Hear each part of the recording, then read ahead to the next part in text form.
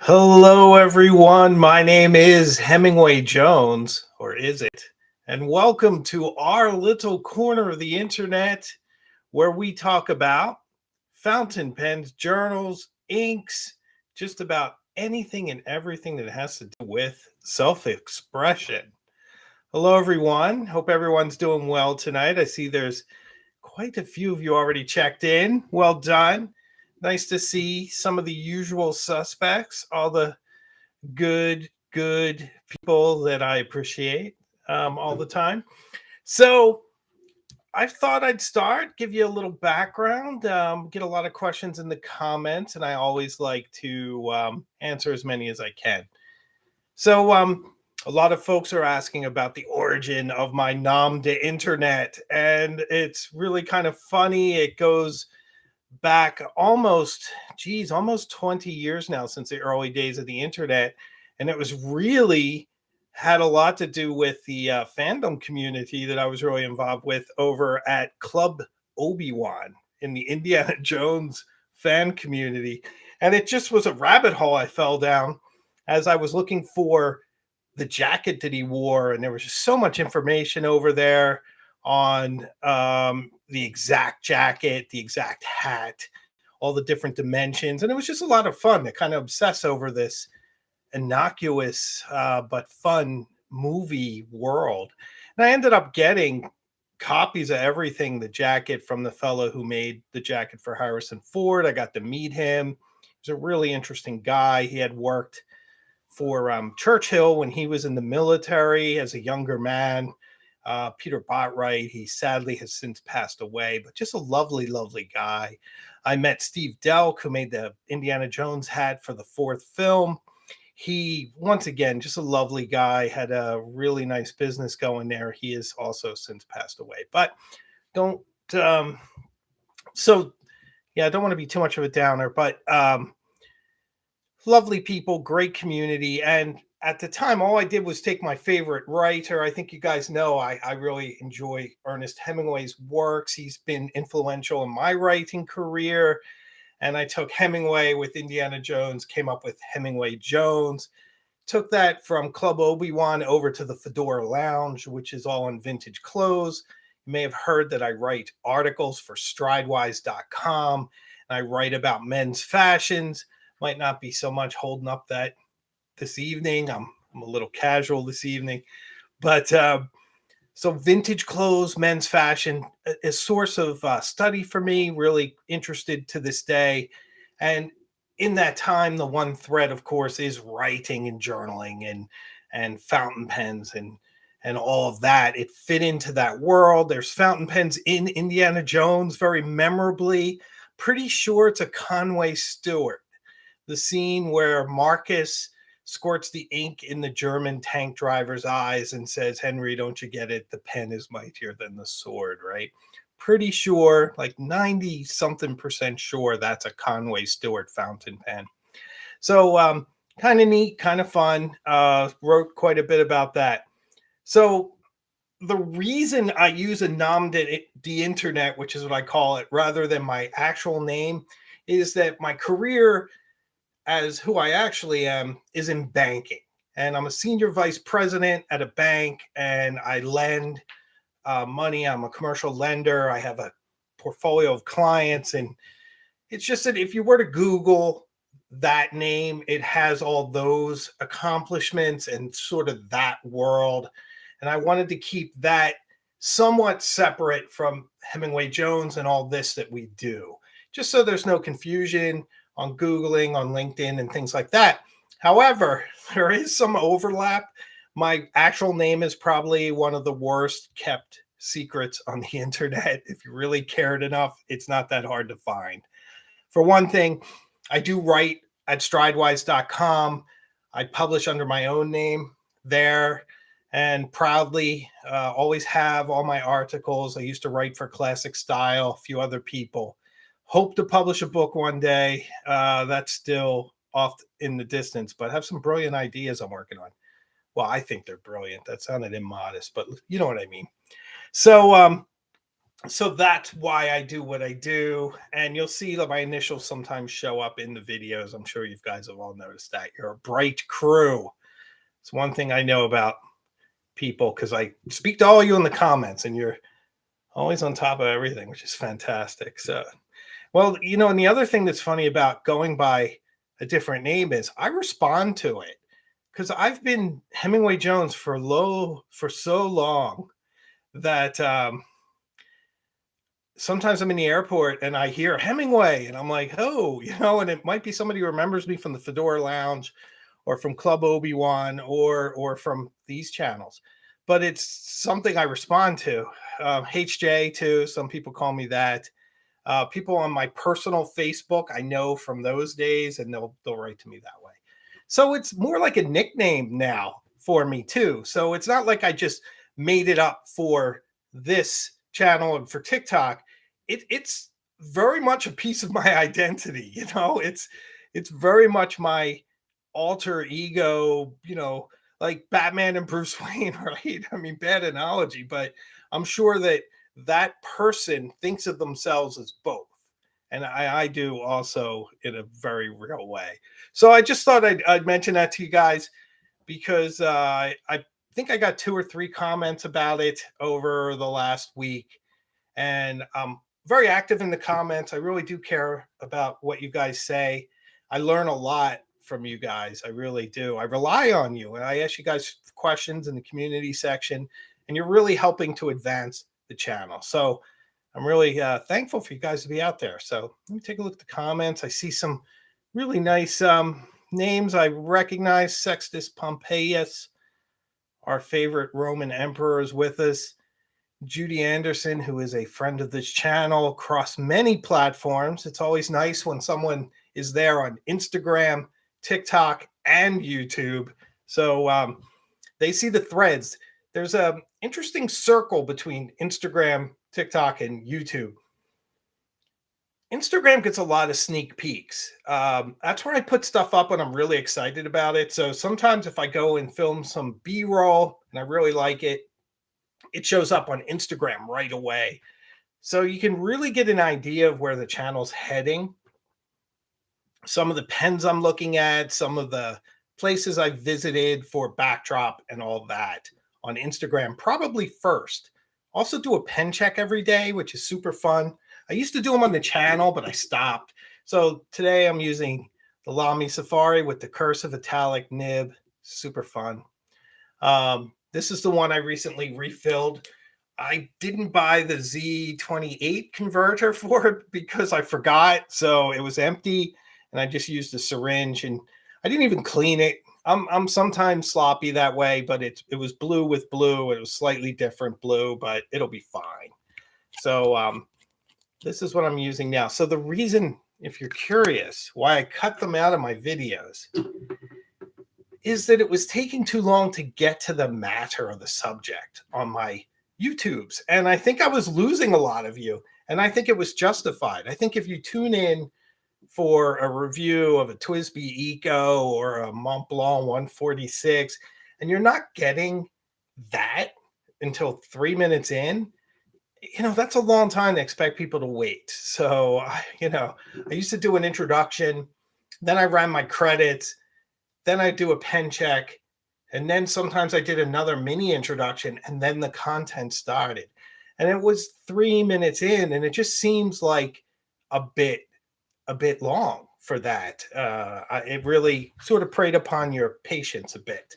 But none of those elements are gone. They're just spread around. And we're going to have some new things. If you wait until the end, I'm going to update you guys on some stuff that's going on in the channel. It's super exciting. For a small channel, we're really kind of accomplishing a lot, which I'm really proud of. And I credit quite a bit to you guys, because without you being there, without you guys kind of keeping me straight occasionally if I stray, it's good stuff. We're all entitled to our occasional malapropism. So let's see how we do this evening. Simon says he doesn't have an Instagram, or he would follow you there as well. I appreciate that, and that's okay. Instagram is a pretty neat place, I didn't use it at first. I opened one for this content, and then I didn't really maximize it very much. And lately, I've been relying on it. I like it for stories and seeing who sees them and then how they interact and what their ideas are. So it's kind of fun.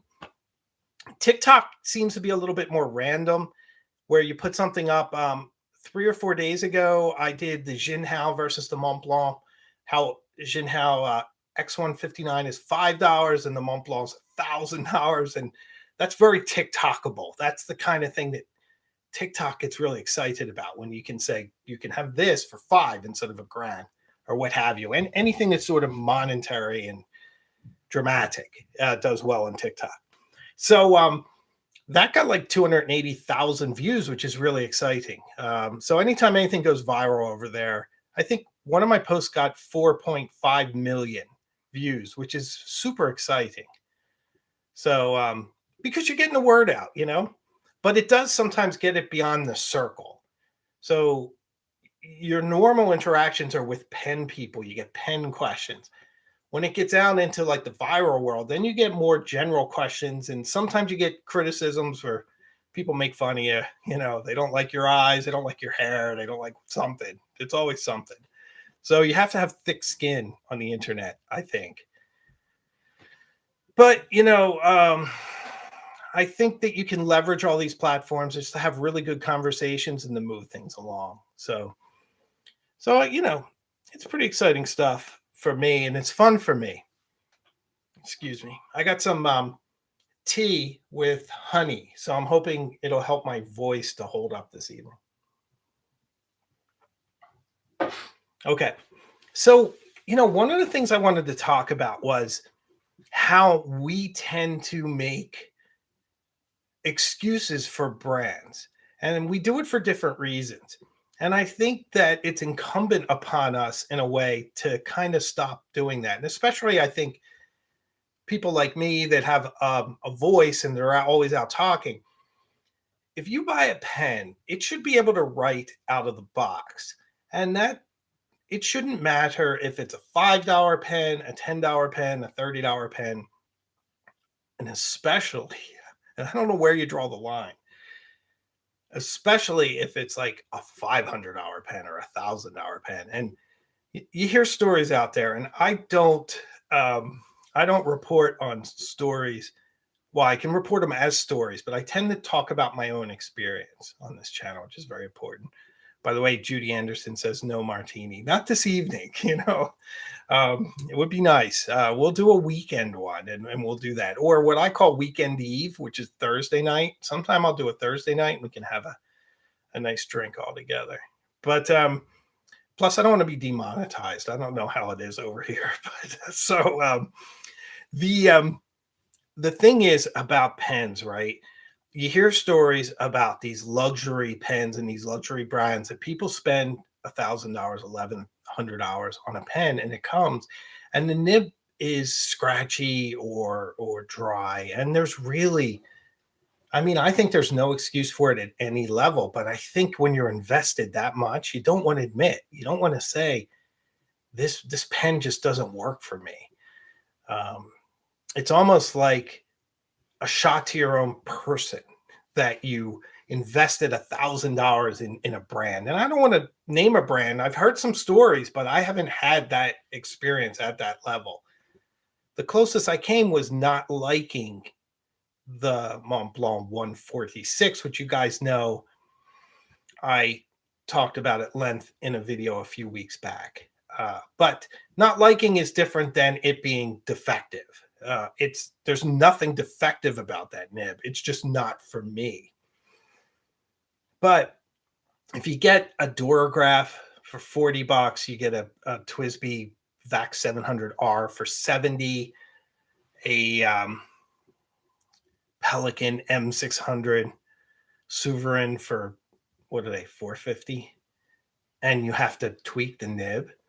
That seems especially unacceptable to me. And I think a lot of us will say things like, well, it was in storage, or, well, it happens sometimes, or maybe it's me, or or it only costs $25. What do you expect from a $25 pen? Or it only costs $40, or it only costs $5, or whatever it is. But I think there are bare minimal things we should expect from pens, and one of them should be that they write out of the box. So I think that is a problem. So Simon's asking me something pertinent to this. Do I remember when I purchased my 823? Did I have any nib issues? No, no, I didn't. Um, the thing I when I purchased the 823, and I remember like the very first time I filled it, I was really excited because I filmed it for TikTok the first time I filmed it, and it made that glorious whooshing noise, which we all live for with the vac fills. You don't always get it. It's not always as dramatic, but boy, the first time I did it, I nailed it, and it just like was that mighty hydraulic whoosh as if someone had opened the floodgates on a dam. It was brilliant. It was such a great noise, so inspiring. What threw me off, and something did throw me off when I first got the 823, was that I wasn't thinking Japanese nib and I got a medium. So I was expecting kind of a thicker German medium nib, and you get the shockingly thinnish Japanese mediums, which for me, you guys know I like a thicker line. So I don't think I would do well with a Japanese Pilot fine nib because it would be closer to an extra fine, more or less.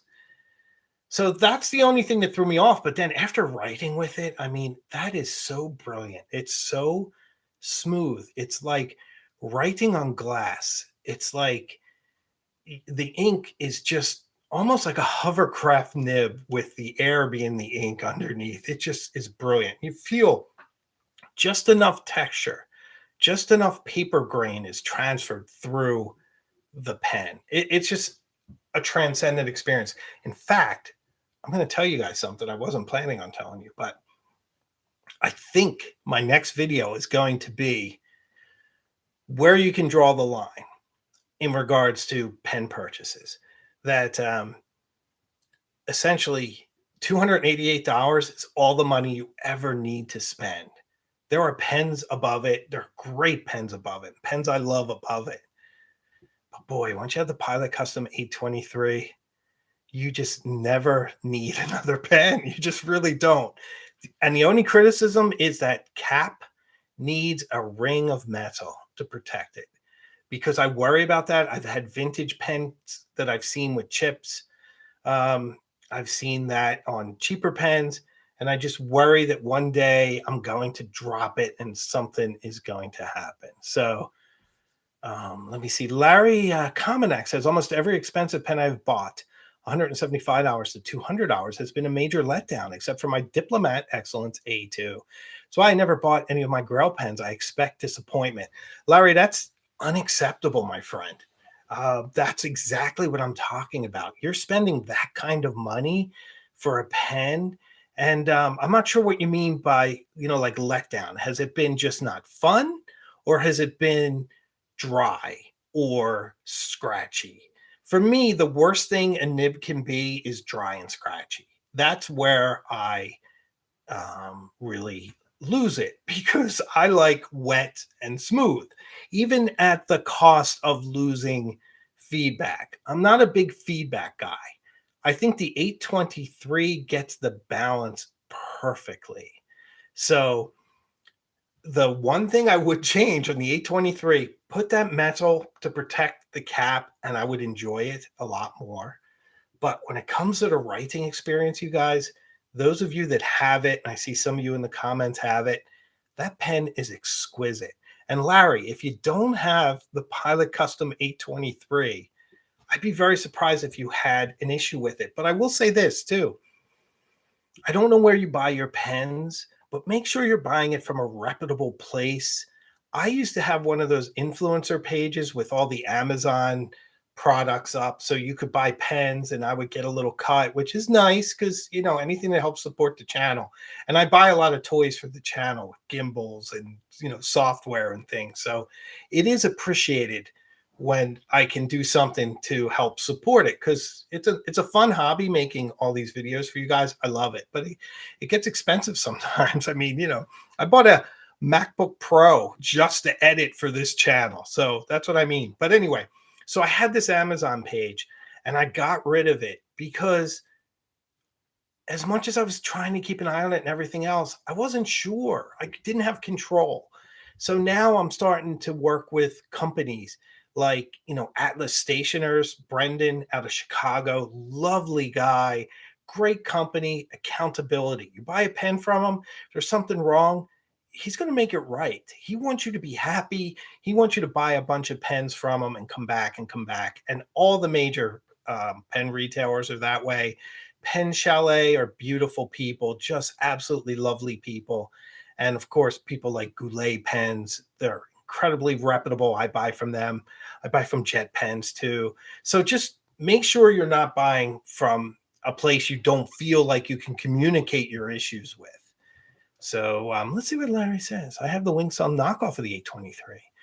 I don't tend to like demonstrators. This isn't bad, but it isn't really me. I like metal pens. Well, yeah. Well, if you like metal, you're not going to like that because it's a very resiny, demonstratory pen. So it may not be for you, but I think you wouldn't be disappointed in the nib. Pilot is one of those companies that's very consistent with their nibs. I did have some issues with their lower range stuff. The Metropolitans hate me. I have bad luck with Metropolitans, guys. I still refer them. It's one of the times when I go against my mantra. My mantra is in this channel, this is very important, so I'm going to say it. My channel is my experience. So if I get a pen and I unbox it and I review it or I talk about it, it's my experience with that pen. It may not be the popular experience. I don't know the popular experience. I try to deprive myself of seeing what other folks are saying. I try not to watch other channels at all, so that I'm not influenced. I want it to be a pure take that's just me, my experience with the pen. You guys are getting to know what I like and what I don't like, and you can adjust your likes and aesthetic accordingly. You'll know, like, oh, Hemingway thought that pen was rubbish, but he always says that about pens with a lot of feedback. So I'll probably like it. See, it can work that way too. That's part of the idea. But I need to be incredibly, incredibly honest. And that's why I faced a dilemma with the Mont Blanc 146 with the calligraphy nib, because I had done the unboxing and I was like, this pen is awesome. It's so great, because that was my expectation. And then I started to write with it and I was like, this is exhausting. I don't enjoy using this pen. And so it's like, okay, I did the unboxing. Now it's time for the review. They're going to be slightly discordant. But I did say, as I was unboxing, that this is my first, and I was afraid to flex it and all that because I didn't know what it could do yet, all that. So I had to be honest with you guys, my experience.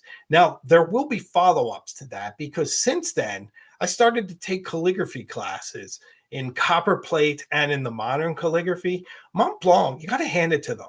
They reach out and they're like, would you like to take a calligraphy class? And the best part is, sign up, say yes. And even if you're working and you're busy, you still have the link for the replay. So you don't need to do it while everyone else is doing it. You can do it later.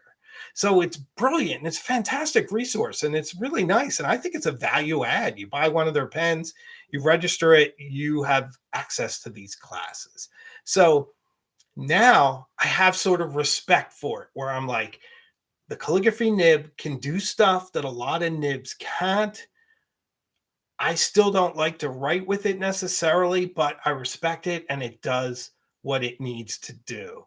So that is an evolution as we go along, which is important. So that's why with nibs, with a pen, I might have a hot take, but it's going to depend on how I feel about it and my individual experience with it. Now, TWSBI is a brand that I have at least 4, and I've written with another 3 that my attorney has. So I got my attorney into TWSBI pens. I was just over to see him today, and he has 3 inked up right now. He's got a fine, a medium, and a stub. And he doesn't like the stub, and I almost relieved him of it. I've given him so many pens over the years. If I grab one from him, it's really not a big deal. But absolutely brilliant. All 3 of those, all 4 of mine. So I love TWSBI. I talk about them all the time. One of my favorite brands ever. Just love them to death. Another one is Kaweco. I love Kaweco. I love the whole Kaweco thing. I love how Kaweco pens come like a hobby kit in a little tin, and you pull it out, and the pen's in there so nice, or sometimes there's more than one. Now, in full disclosure, most of my Kawecos were sent to me for free from Kaweco to do TikTok. So I want you guys to also know that. I'm very transparent. But I have, how many of them do I have? 4, 6. I have at least 8, and they're all brilliant. My criticism of Kaweco is more macro. I wish Kaweco would do a piston fill like their vintage ones. And I feel like looking at what they're coming out with now, they're moving in that direction. I saw an interview a long time ago with the CEO or the owner. I'm not sure what his exact title is, but really interesting guy, very passionate about pens. And he mentioned that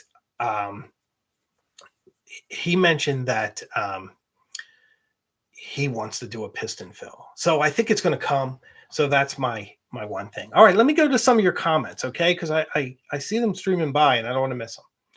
So I see some of you guys are saying that you're 100% on, like Gino Pagnani saying that he's 100% about the 823.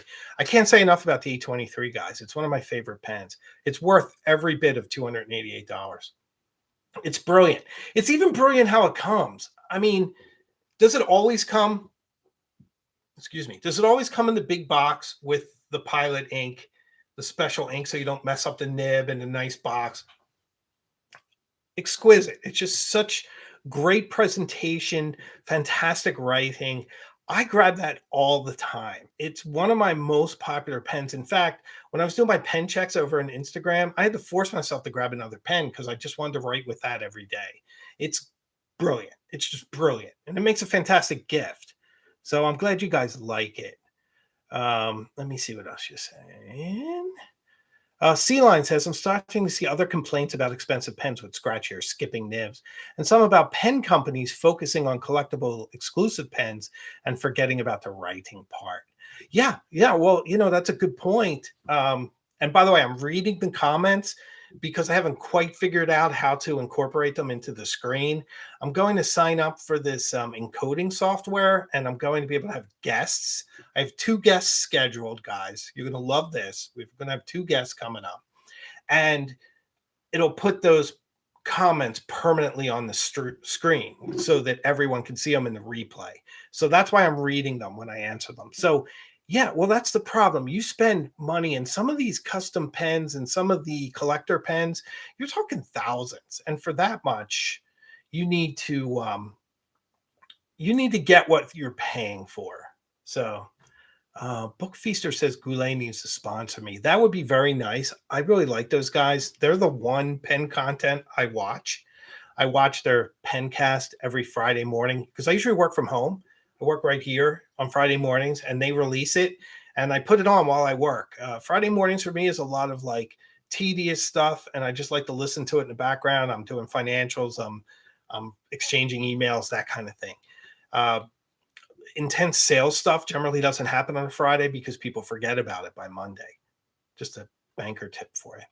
So I really like to listen to them, but their channel is so huge. I don't think they need me. Yeah, it'd be nice, but I don't even think they know I exist. But they seem like really nice people. So let me see what you guys. Oh, Ichiro, how are you doing, my friend? Ichiro, fake name, my favorite. Fakanami, as I like to think of it. Am I curious about other reviewers' opinions maybe after your review?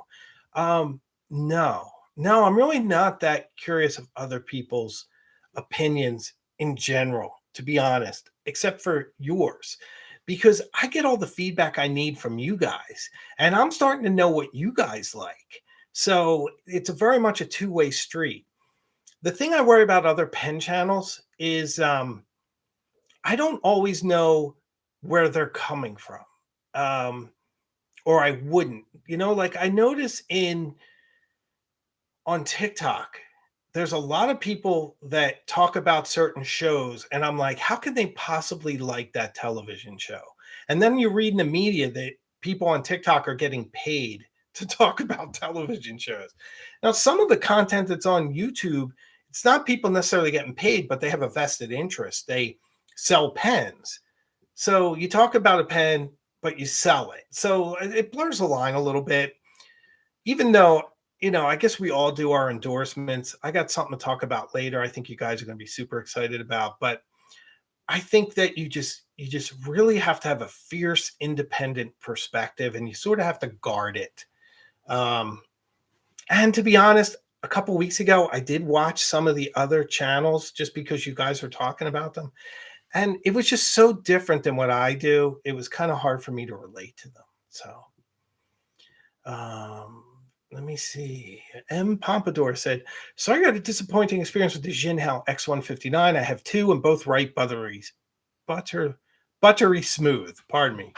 I have a slight speech impediment. You can hear it kick in now and again.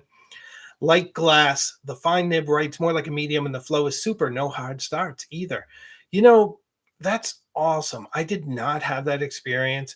I'm tempted to buy more of them because it's one of those pens that I wanted to like. And we're talking about the Jinhao X159. I generally like kind of interesting random things. Now, I don't like that they directly copied the 149. I wish they had done something a little different, like improved it, put a little metal around the cap, riff off it. Don't copy it. I guess they did a little bit. If you put the cap side by side, the bands are slightly different, but the way you hold the pen, I mean, that's nearly identical. The barrel, the pen, all that. I just wish they had done a little more. They do some really cool things. The dragon pen is super cool. It doesn't look really like you want to write with it, but it's super cool. The shark pen is lovable, right? Um, I have two others that weren't that great. Maybe that might have set me off a little bit, but my experience wasn't great. However, I still keep it handy. It's one of the pens I reach for right now. I worked on it. I had to get rid of a sharp edge on the nib, and I had to open it up. I haven't gone into details because I am not a nib meister, guys. And what I do to this, I wouldn't recommend you do it because I wouldn't want you to ruin your pen. But it seems to be working. It seems to be loosening up. And I'm starting to like it more now, but I shouldn't have to do that. And I shouldn't have to make excuses for it. And judging from the comments, Pompadour, you had a fantastic experience. I'm very happy for you. I've noticed it was about 50-50, where a lot of people had great experiences and a lot of people had terrible experiences. So, that tells me there's a QC issue. And I get that it's a $5 pen or a $6 pen, but once again, we're making excuses, right?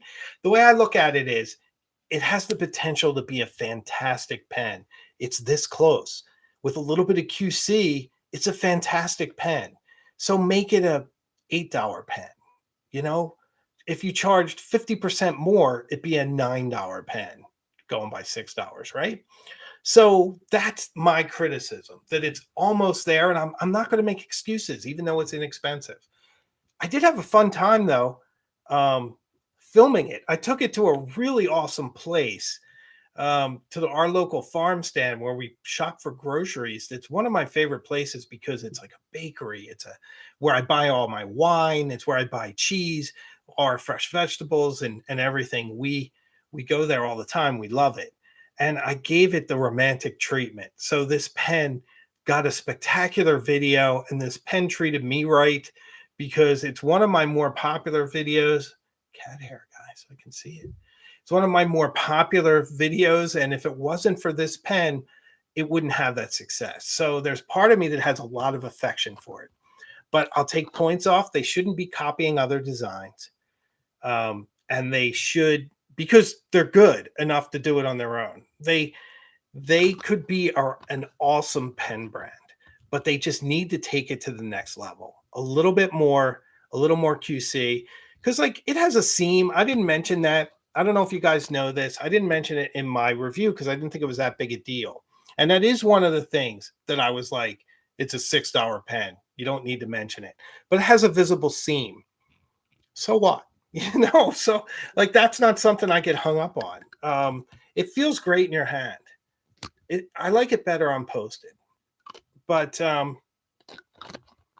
it's almost there. What I would have done is I would have put some metal around here, maybe move this up a little bit, and maybe, the clip's fine, but maybe tweak the design a little bit. I kind of like when they use their chariot.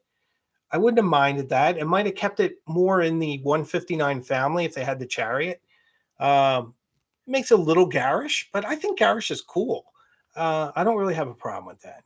So, so I guess I was really disappointed, and I'm glad you had a good experience. And I might buy another one, and maybe we'll do some other reviews, and we'll look at it in blue or something. Who knows? But it doesn't help. It came in fine. If it had come in medium, it might have been better. So, but here it is. So it's not like I threw it in a box. So I think that speaks well toward it. Well, you guys are giving me great material tonight. Thank you very much. Oh, I see people looking at my books. Little Chuck Palahniuk here.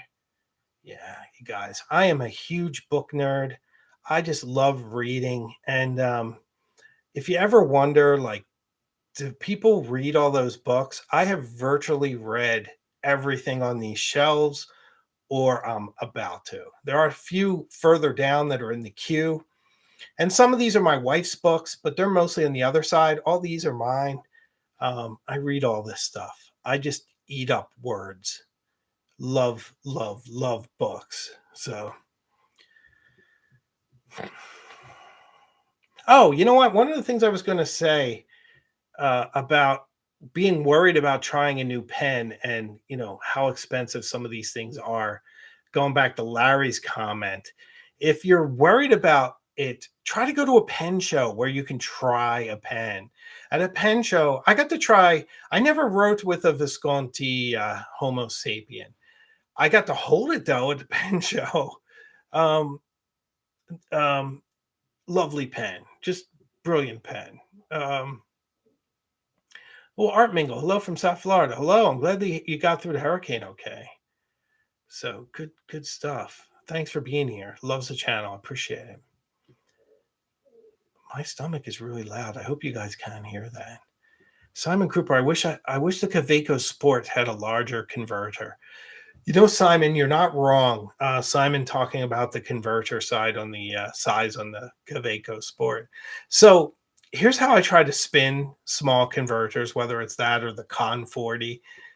The good news is you get to change inks a lot. And we all have a lot of inks, and we don't always get to use them all.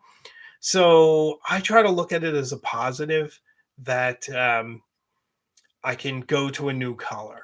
And even though it's small, I'm writing right now in my journal with a Waterman 52.5, and it's a lovely small pen. It's hardened rubber. It's 100 years old. It's from the 1920s. And it has the thin to like broad flex nib. It's brilliant, but it's such a small, sleek pen. It holds hardly any ink at all. My little journal, you guys know my little Bottega Obscura journal. I can write maybe 4 or 5 pages and it's out of ink.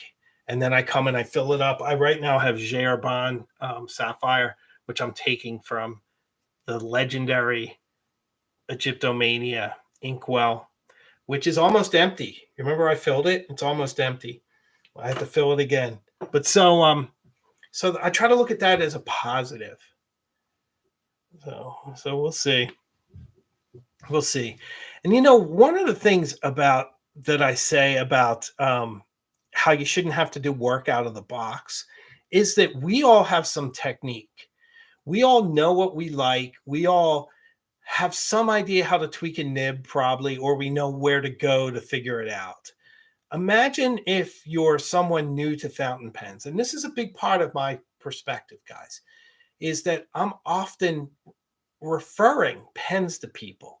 And a lot of these reviews are indirect referrals for try this pen.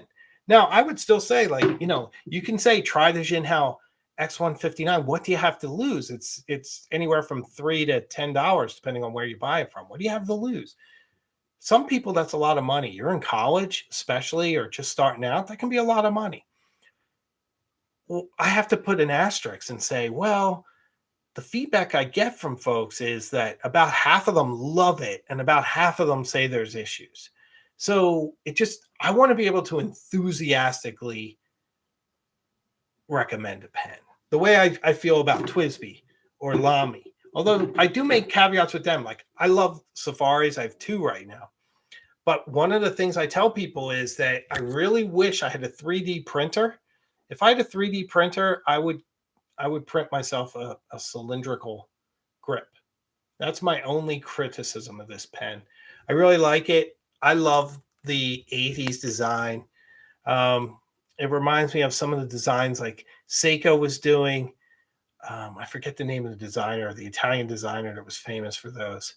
But even think of something like the old Olivetti Valentine machine, the 32 Valentine edition. Just this kind of aesthetic. I like it. But I wish it had a cylindrical grip. So if someone wants to start a side business, it would be to make cylindrical grips for Lamy Safaris.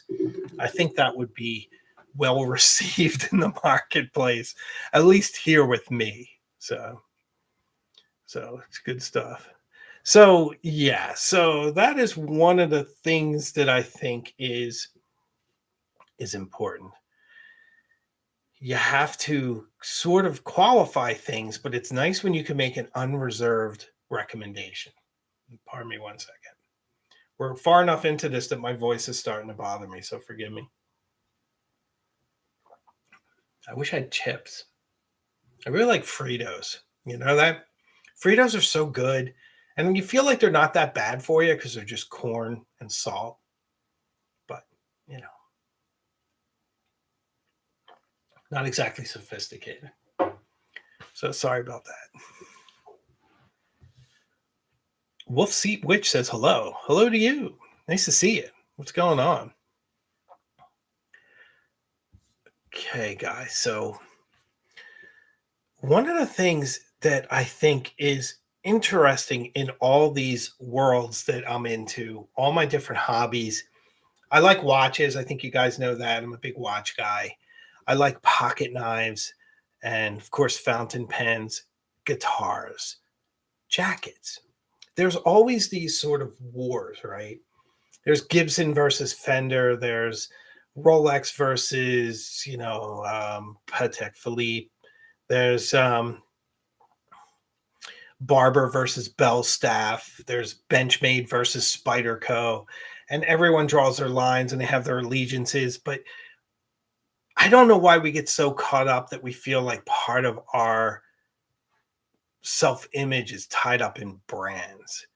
I feel like we should try to liberate ourselves from this, because I think in the case of fountain pens, at least they're nice companies that are creating writing instruments, and that's lovely. But say if it's cars or something, these are corporations. Why is a corporation part of your self-image? You know what I mean? I think we should try to liberate ourselves from that. It just seems odd. And then defend certain brands vociferously based on something as if it were an affront to your family. It's a brand. It's a pen. It's a watch. It's not you. And we should debate things on the basis of the item and not the person. So I guess, sometimes I think our rhetoric gets a little bit carried away based on that brands become integral to who we are. Where I try to use brand is as shortcut, or if I love a design. Okay. So one of the reasons why I'm willing to spend $1,000 for a Mont Blanc pen is that I know I won't be disappointed. I've had good experiences. So I feel, and by the way, I'm under no illusions that each individual occurrence of a certain pen is perfect. I get that everything gets past QC. I get that. But I have a high degree of confidence. I'll buy it. I'll feel good. I haven't had an issue. It goes with a lot of other things, but For me, brand is often about expedience. Like I only wear a couple of clothing brands because I know my size and I like the style and I can just order it. Like one of my biggest clothing brands is Cordings of Piccadilly. Every time I'm in London, I shop there and I just order it.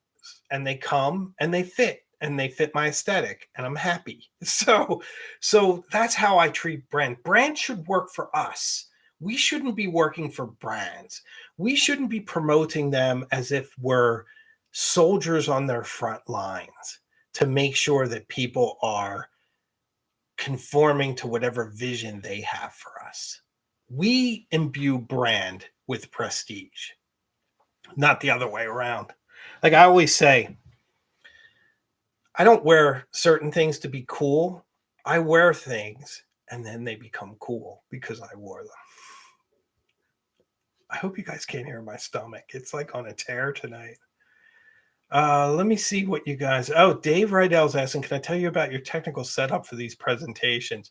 Dave, you're scaring me because whenever anybody asks about my technical setup, it's usually because it's bad.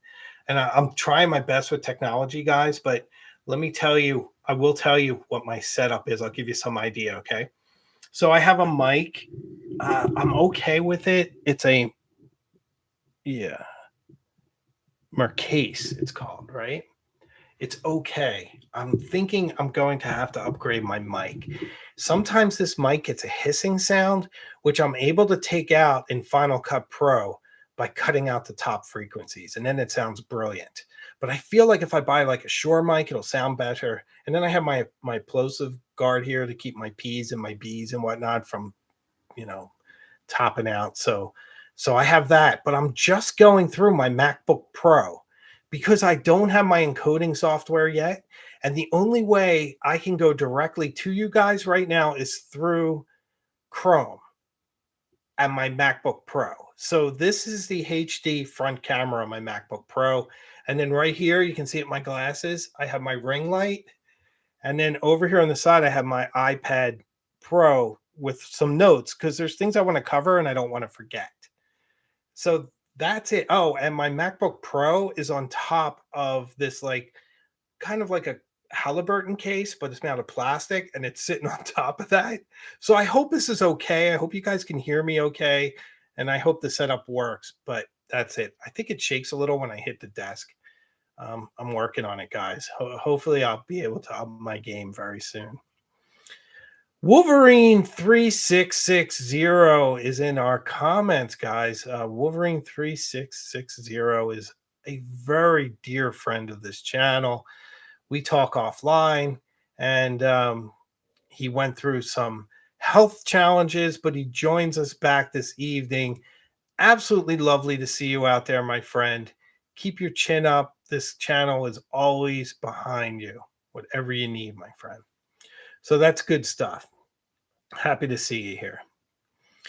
So Vintage Flicker says, hi, Hemingway. I feel the same about my Hermes 3K as you do about Mont Blanc. Please talk about your collection sometime. Oh, your Hermes 3000. Okay, I had to switch gears because I'm thinking you got like an Hermes Kelly bag or something, but you're talking about the Hermes 3000, which I have two of, by the way. For those who are not fans of typewriters, Hermes 3000 is one of the most precise, interesting Swedish typewriters. It's Swedish, right? Trying to remember. Brilliant. It's so easy to use. The keys feel so great. It's like a minty green. It's fantastic. And I have it in Robo font, and I think the other one's regular. And it's famous because Kerouac used it later in his career. So it's a very, very cool, awesome typewriter. So yeah, you know what? I'm going to do some typewriter content. These Royal Ps are my favorite. I have one down there. I should probably move it here so you guys can see it. That has an Art Deco typeface. And I want to do a video soon that is integrating how typewriters and fountain pens integrate. How it's really super fun to write someone a letter. Well, forgive me, strike that. Type someone a letter and then sign your name with a fountain pen. It's just absolutely brilliant. So it's very cool. I want to show you guys a new pen I got. because it's super fun. I got this from Jet Pens. Have you guys seen these yet? I mean, I just noticed it. I don't know if they've been out for a long time, but this is a Pilot medium nib on a dip pen body. It's so brilliant to me. And the reason is, as someone who makes a lot of TikToks and who does a lot of ink testing, um, this is so easy. I can just dip, write, and then clean it and get into another color. I'm so excited. I'm going to write letters with this. It feels kind of like writing with a quill or something. It's super quaint, super fun, really lovely. It came with wooden, they had it in black. I really like the clear, but I might go back and buy some more. But I think the clear will look nice for the channel for filming. But really a cool thing. Super psyched to have it. So this is a new pen that you will be seeing in the months and years to come. So Ichiro has a Kakamori brass dip pen. That sounds lovely, my friend. Nothing wrong with that. Sexus Pompeius has a glass pen for the same purpose. So do I. I think you've seen my glass pen, but the problem is it's a glass pen. if it rolls off the desk, it's over, Rambo. So Wolverine 3660, see your comment. Happy to have you, my friend. Welcome back. Art Mingle asked, do I have any Pelicans? Happen to collect them. Haven't heard you talk about them. Art Mingle, I have currently 2. I have had many in the past. I ended up giving them away, and I regret them. I had this lovely blue ocean, translucent blue. Oh, I love that pen. Why did I give it away? Well, I gave it to my attorney because he's a lovely fellow. But I should steal it back. But anyway, yes, I do. I have a M200 and I have a Sovereign M600 in red tortoise. And you guys, I'm glad you brought that up. I have a video coming up that is so pretty that I filmed for the M600 Pelican. I am so excited about it. I'm not sure when it airs. I think I told you guys always air videos a month out. So I edit them, I put them up, and I usually add it to the back of the queue. The only time I've switched was the Jinhao X159. I was so excited with that video. I love the way it came out. I thought I filmed it well. I gave it so much respect and such a beautiful setting at my favorite place where I buy all my food. I made it look like Paris in there. My lovely wife was involved. We just had a ball, just beautiful time. So I actually put that at the front of the queue. So the X159 is the last video that I've edited, and that I put it up right away. Now, this week is a review of the Esterbrook Esty, which I hope you all watch, even if you don't use the pen or not planning on buying it now. Watch it for pentertainment. Watch it for the entertainment and information. I filmed it at the beach. It's a beautiful pen. I filmed it in all these retro settings. I think you're going to love the video. It's got an interesting poem at the end. I try to match the poems up to what I'm doing. I just like to put a little extra in there. I think it's entertaining and it's beautiful, and it's a beautiful pen from the lovely folks at Esterbrook. So check that out on Thursday if you would. So you'll hear more about Pelican. Simon Krupp is asking about my Cartier Diablo. Yeah, I haven't spoken about that much, but maybe I will. I was thinking about doing something in concert with my new tank, since they're both, Cartier. And I need a narrative. Sometimes I do that. It's really funny. If you're interested at all about my creative process, sometimes I just do random things. This is how it works sometimes, believe it or not. My wife will say, let's go somewhere today on a weekend. And I'll be like, okay, where should we go? And it's like, I don't know, let's go to the, Museum of Fine Arts, or let's go to a library or wherever it is. Let's go to the local farm stand there. And I'll say, okay. I'm going to film some B-roll. And then my daughter's like, Daddy, B-roll, she makes a joke. And then my wife's like, yeah, okay, cool. We'll do that. And then I'm like, I need to grab a pen. Which pen should I do? And I look around and, like this, I might look and be like, well, I've done Lamy Safari a lot. X159 I just did. I'm looking at the pens I have here. The Esterbrook SD with the flex. Well, I have an Esterbrook XE coming up on Thursday. I need to review this soon, though. This is a flex nib, guys. Super fun. SD flex. Super fun. But okay, let's say I decide I'm going to do the flex. So I'll grab the pen, we go, we shoot it. And sometimes I don't even know what my point of view is yet. And then I write a script and then I match it up with the footage and I add the music, and that's how it happens. So sometimes it's very quick. There are times though, and the Pelican is one of those times, the M600, where I had this whole idea. And I kept saying to my wife, we have to get into Boston. I need to film B-roll at this very special place. I'm not going to tell you guys where it is because I want you to see, want you to be surprised when the video comes out. And we did. We just went in, we filmed it, took the pen, filmed a bunch of footage. It's absolutely gorgeous. You guys are going to dig it. So that's how the creative process works. Excuse me, I need a little more. It's almost an hour, so my voice is failing me quickly. Art Mingle says, what? You got the flex? Yes, please review. Thanks for taking the time to share all you do. Thanks so much. I appreciate that. Yeah, Brian Holzer gave it to me at the pen show. Very lovely guy. Very nice of him to do that. I really appreciate that. So I should review it and get it up there because it's not really out so much yet, is it? So we should probably get something up on that soon. What are my initial impressions of the Tank? Simon Krupa asked. The Tank, by the way, is this watch. If you guys aren't familiar, the Tank is a design from Cartier that goes back to the 1920s. It's very elegant. I have a lot of stainless steel sport watches. I have my Rolex GMT. I got a Omega Seamaster Black Bay 41. So this is the true outlier. The only watch I have similar to this is I have a Hamilton Ventura. Or Ventura. Not sure, however you say it. So this is lovely. And I really like the XL because this has their in-house movement. I think it's the 1847 MC. So it's the same movement that's in a Santos. It has a Gyoshi dial. It has Roman numerals. It's just a lovely classic watch. I love it.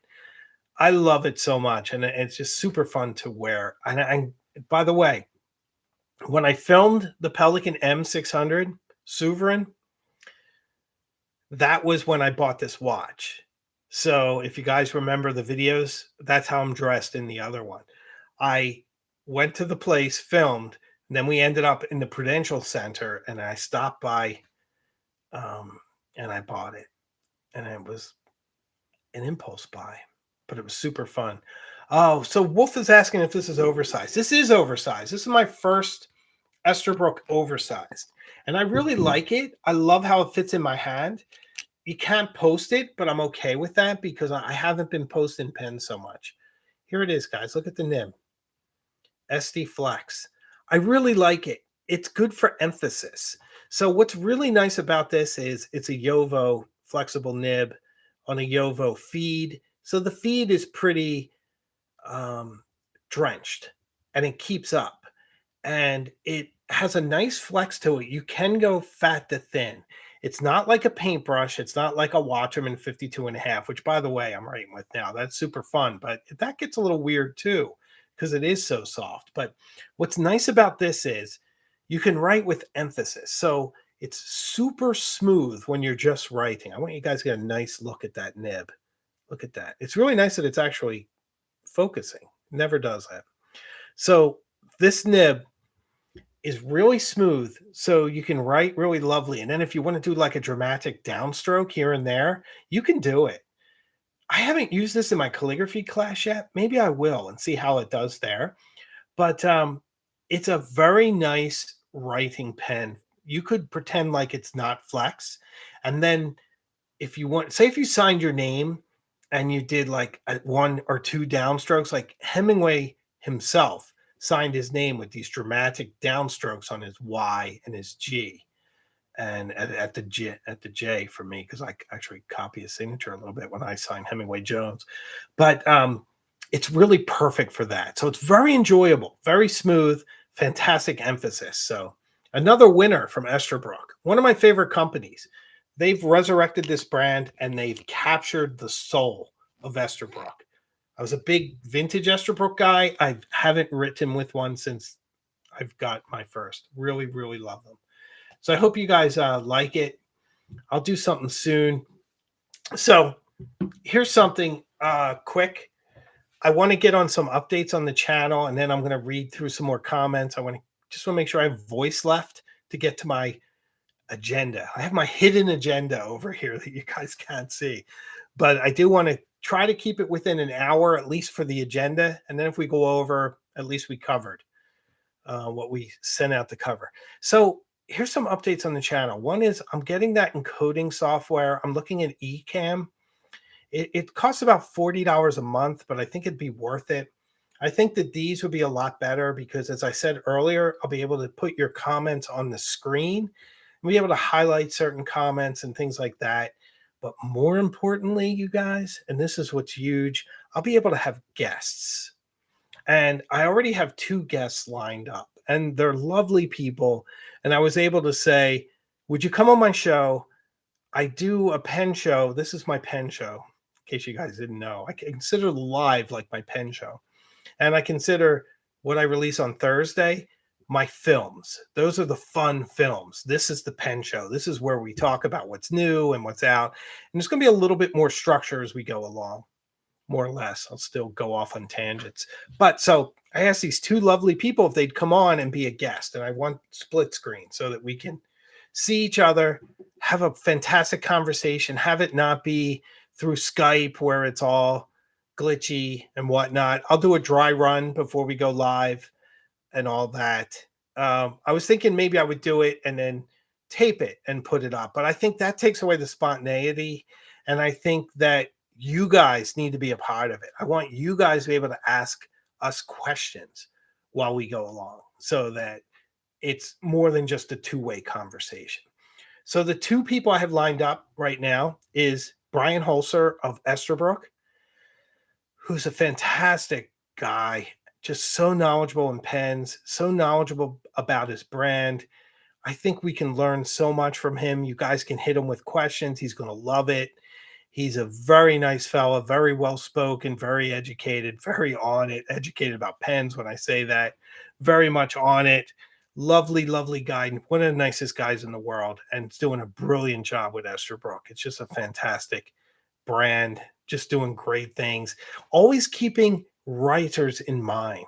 That's his focus. He's thinking about how you guys use these tools, and he wants them to be useful and work for you. So I think you guys will really enjoy that. So Brian and I squaring off, interviewing Mike Wallace style. No, hardly. It'll be a very nice conversation. And the second person is Brendan from Atlas Stationers. So I thought it would be interesting for you guys to get the retail perspective, what it's like to sell pens, what's trending, what he likes to do, how he promotes his company through TikTok and other platforms. He's a young guy. He's very energetic. He's very knowledgeable. He's extremely passionate. He's a really nice fellow. He's got a great company that I believe in, that I would refer people to because I just think they're really great people with great prices and just stand behind all their products. So that's the other person I have set. And then I have a few other people too in mind who have given me some, affirmations that they would do it. And one person is a scholar on New England ghost stories, which I thought would be kind of neat to get. Maybe it would be great if I could do that for Halloween. Wow. But I bet they're busy then. They got to have something planned for around Halloween by now. But anyway, so I think that would be a really neat perspective. They're a writer, so that you get that. I have a poet who I'm talking to, very similar, very passionate person. She's also very much involved in social justice causes and a lot of other things, which would be really interesting to hear, and how fountain pens and that fit in. Because one of my big themes, guys, is fountain pens are lovely. We love them. If it sits on your desk, it only does so much. Get this into your life, integrate it into your life. Take it with you to the farm stand. There's a reason why I took the Jinhao X159 to the farm stand, because you can do that. You can use it for your grocery list. You could journal a bit in there. My farm stand doesn't care. There's wine tasting. You could take notes on wine bottles while you're there. There's a lot you can do. Integrate your pens into your life. Take it with you to the library if you're going looking at books and you want to take some notes. Take it with you to the mall. Take it with you traveling. Get these out in the field. Get them scratched up. Get them used. Get a brass Kaweco Sport that you don't have to worry about. Travel with it. Go out Halloween. Go to Salem, Mass. Take your Kaweco with you. Take notes on the craziness. Get it into your life integrated. That's a big theme. So that's another thing I'm really excited is if I have guests, we can talk about how they are integrating fountain pens into their lives. Very important. Gosh, I hope you can't hear my stomach grumbling. It's just terrible. It's just really angry. And I had pasta for dinner. I don't know why it's so angry. Pasta with marinara sauce. It wasn't even heavy. So, okay. So that's one big update. We're going to have guests very soon. Couple of weeks. I have to figure out how to use the software. Everything is a learning curve, so I'll get on that. Here's some big news. I talked about this a little bit last week, and now I'm going to talk about it, and then I'm going to get to the comments because DPL said I had a nice haircut, and I appreciate that. Thank you, DPL. Trying to keep it in line. So I appreciate you noticing. Thank you. Simon asked, when are the speakers going to join me? I would say a couple of weeks because I need to learn the software, and I don't want to be half-baked. My early lives were a bit fumbly, and I'm trying to make it as smooth as I can for you guys, so it's a very enjoyable experience. And so these stay up as a resource on the replay, and you guys can check it out. Here's big news. I have finalized my deal to have articles posted on a website. So a website is going to host articles that go along with these videos. And it should be really interesting because there's a lot more I could have said about the Jinhao X159. But in the instance of time, I'm trying to keep my films on Thursdays tidy and not get into every little detail. But I'll be able to put that in the article. The article will link the video and it'll be posted. So where is that going to be posted? Any guesses? You guys know. You should maybe figure it out. My editor that I have now, it's Stridewise. So we're going to post them on Stridewise. Stridewise is a fantastic channel. It's all about men's fashion. It's about boots. I would really say the focus is on boots and boots culture. And along with that is things like fashion and lifestyle. And I think fountain pens complement it very, very nice. I am proud to say that if you were to Google the Open Road hat review, the first number one review that comes up is the one that I wrote for Stridewise. So I've had a lot of success with my articles on Stridewise. So now you're going to have these articles on there. So that is big news, collaboration between Hemingway Jones and Stridewise. And why is that good news? Because it's going to drive traffic through Google to Stridewise on these topics like fountain pens and things. And then consequently, it'll flow back when people click on the video to see more, and they'll come back into Hemingway Jones here on YouTube. So it's a win-win for both of us. I think it's absolutely brilliant, and it's an opportunity for me to get a little bit more in depth. Dave Rydell asked an interesting question. How do I have time for my daytime job? My daytime job is my top priority. That's how. I do that first and foremost, and I cram all the social media stuff either at night or on weekends. But you have to, there's a lot of like redundancy in doing these videos. So the the lives are me talking, and if we have guests, I'll prepare a bit for that. But this is fun. This isn't a heavy lift for me. I'm enjoying this. This is fantastic. I love talking to you guys directly. Your comments, your questions, brilliant. Love it. The Thursday ones are a bit of a heavier lift, but they kind of vacillate between being a month and a half out and 3 weeks out, depending on how busy I am. So what sometimes happens is I get very busy with my career and I don't edit YouTube videos for a couple weeks. And sometimes I have the B-roll that I filmed, but I didn't edit it. So what happens is then my queue gets shorter. So right now it's about 5 weeks. If I don't edit one this week, it drops obviously to 4. That's how it works. Then it might go to 3. But then I have a busy weekend and I edit busy for the channel and I edit 2 or 3 and then it pops back out to 6. You see what I mean? So that's kind of how that works. As long as there's a lag, I can keep it rolling. Now, the articles are interesting because they build on the scripts I write for the films. So the Jinhao, for instance, that was I wrote my thoughts and then I did a voiceover on the footage. And that's how I did that one.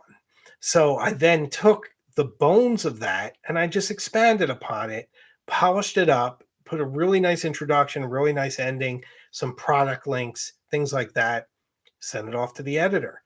It's very smooth that way. And then I took some of the B-roll and I edited them into TikToks. And I also edit some of them into Reels for Instagram. So that's how I do it. I am hyper organized. I do this in my job too. I told, in case some of you join late, I'm a banker full time. When I get financials and things, I put them right into electronic files. I have a file system for correspondence, for legal docs, for all this stuff. I have ticklers that remind me to do things at certain times. I am hyper organized. My whole life is like that. And that's how I stay as productive as I am. And I still have capacity because I'm a dad too. I'm a full-time dad. I have a 5.5-year-old daughter. That's that and my job are my 2 top priorities. But this is fun. Like we do family stuff and we shoot B-roll. We're going to go apple picking either this weekend or next weekend. We'll shoot B-roll there. I'll do a pen review on the hill while we're picking apples. It's going to be charming and fantastic.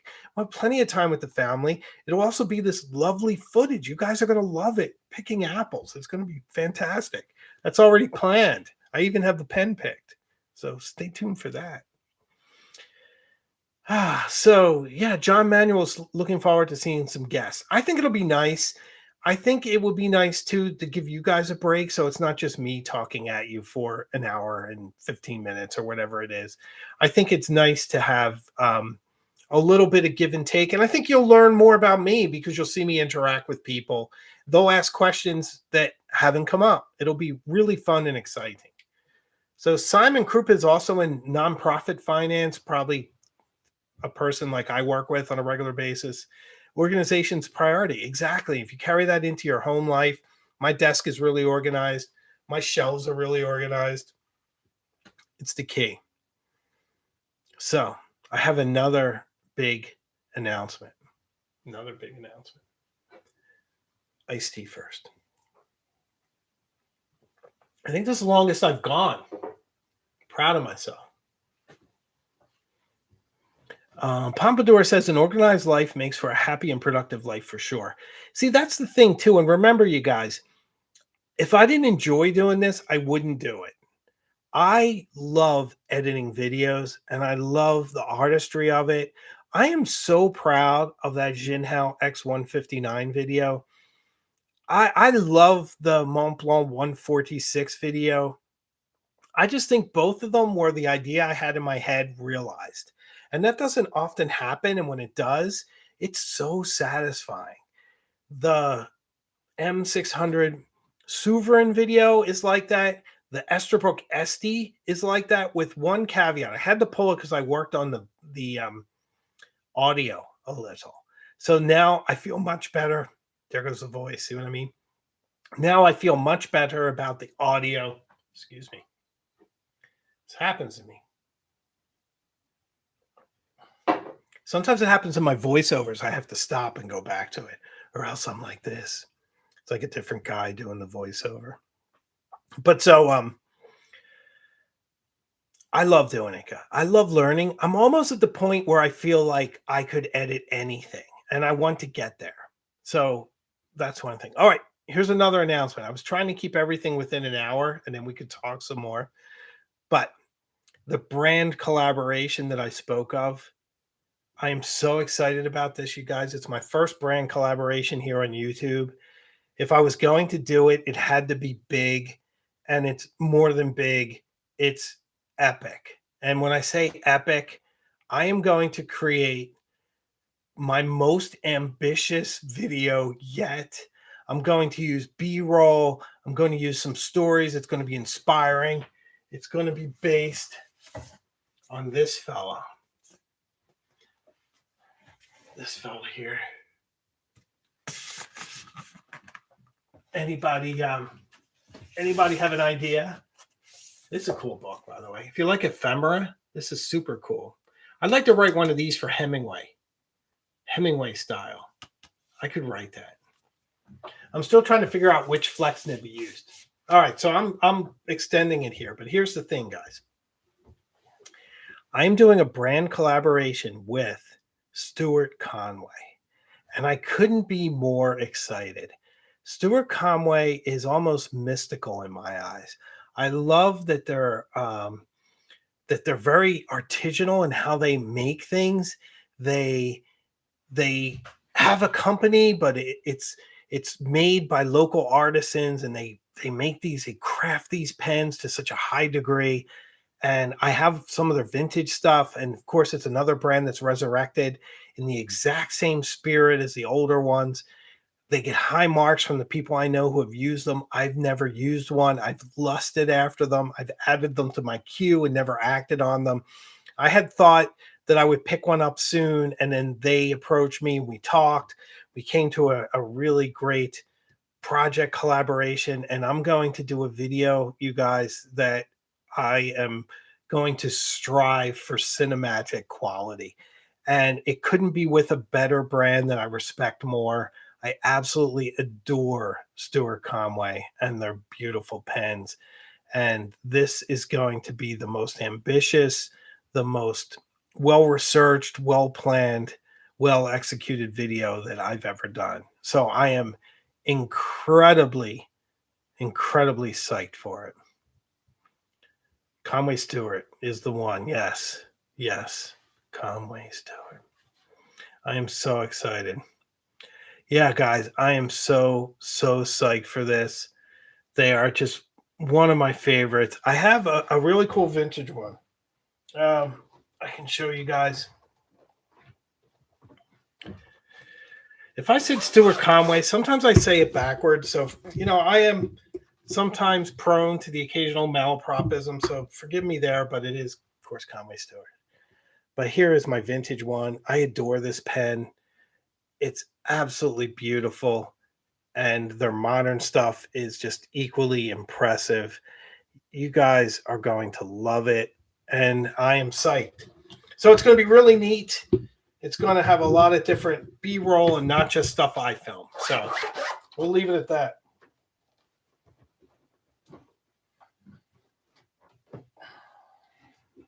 See, I'm organized. I got to put everything back or it bothers me. But I hope you guys love them as much as I do. I think you're really going to dig it.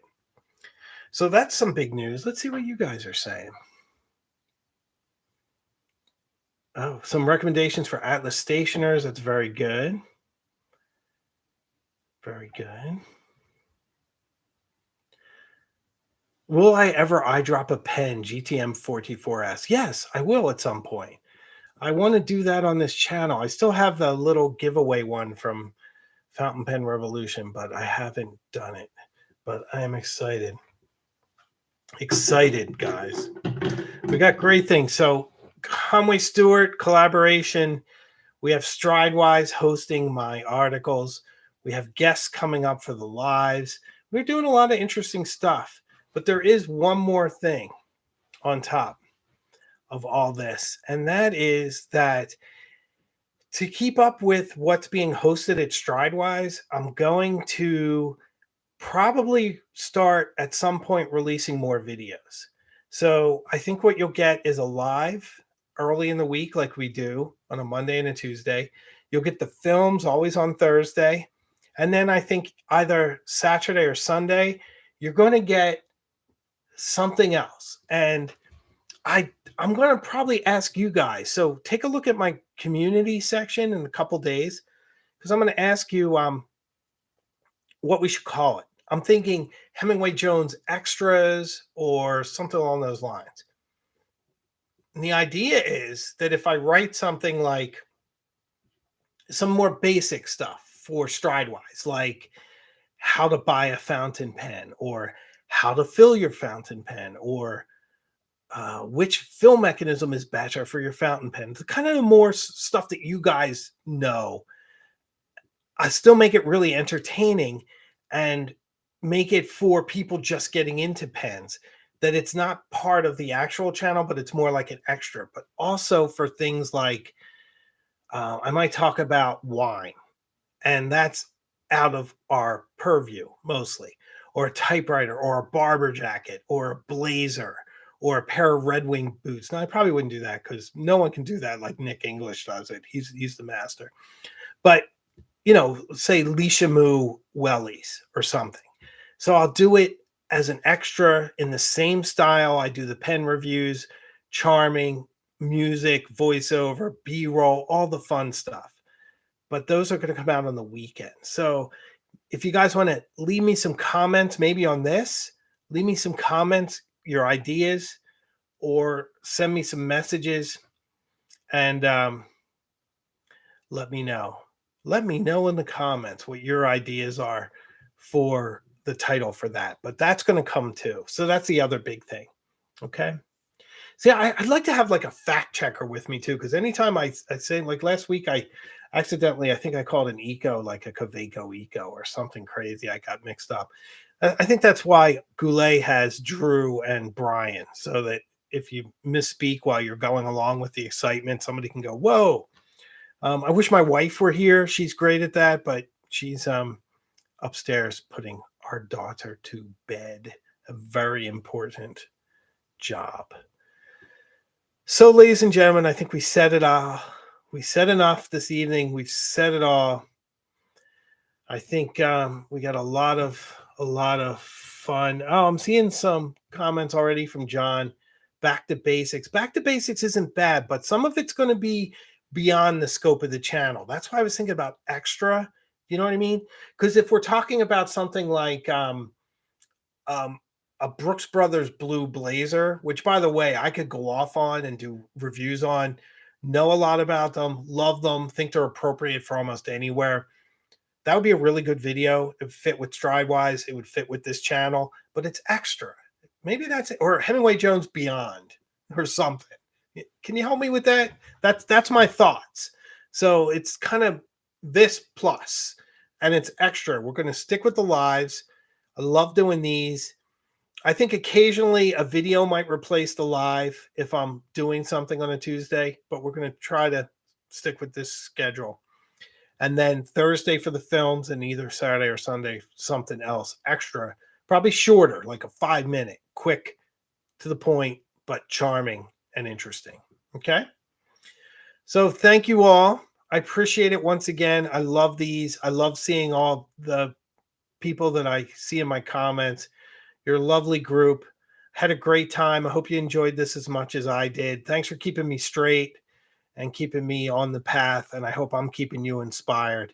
So I'll see you all. And shout out to Wolverine 3660. Keep recovering, my friend. Ichiro, I'll see you, buddy. Pompadour, Manuel, all you guys, Simon. See you further up the road. Take care.